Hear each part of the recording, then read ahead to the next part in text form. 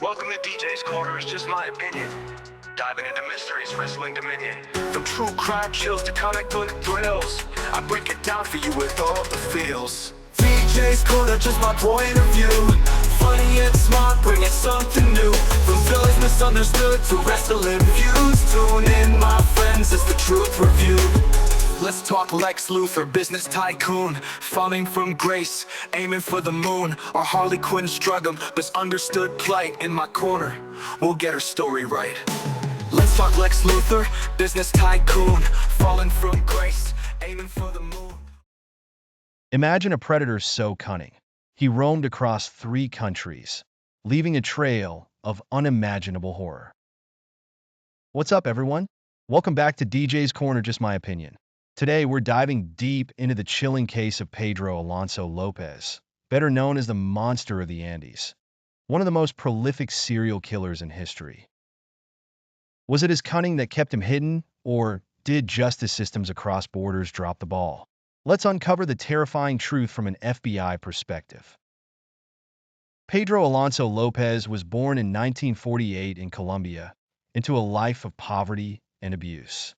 He was abandoned by his family at just 8 years old, and from then on, he survived by any means necessary on the streets. But this isn't just a sad backstory. It's the foundation of the monster he would become.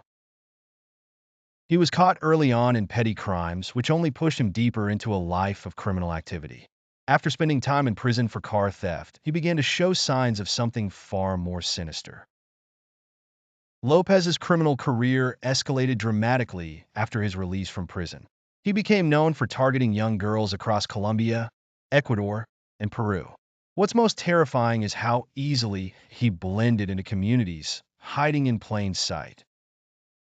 He lured his victims with promises of work or gifts, exploiting the trust of families struggling with poverty. His charm was a weapon, and it allowed him to evade capture for years. Lopez himself confessed to murdering over 300 young girls. Yet his reign of terror went unchecked because he was constantly on the move, slipping through the cracks of international law enforcement. It wasn't until 1980 that Lopez was finally apprehended in Ecuador after a failed abduction attempt. But how did a man who confessed to such horrendous acts manage to stay hidden for so long? Local police played a crucial role in his capture, but it was the weight of his confessions that truly shocked the world. Lopez detailed his gruesome methods with chilling calm, describing how he buried his victims in mass graves. Despite being one of the most dangerous individuals on the planet, the complexities of international jurisdiction and communication failures meant that his capture was almost an accident. From an FBI profiler standpoint, Lopez's behavior wasn't just about the killings. It was about power, control, and an insatiable need to dominate. His crimes were not impulsive, but meticulously planned. Each murder satisfied a twisted desire for control that started from his own traumatic childhood. Analyzing his confessions, Lopez displayed a disturbing lack of remorse. He saw himself not as a monster, but as someone fulfilling a role in a dark narrative only he understood.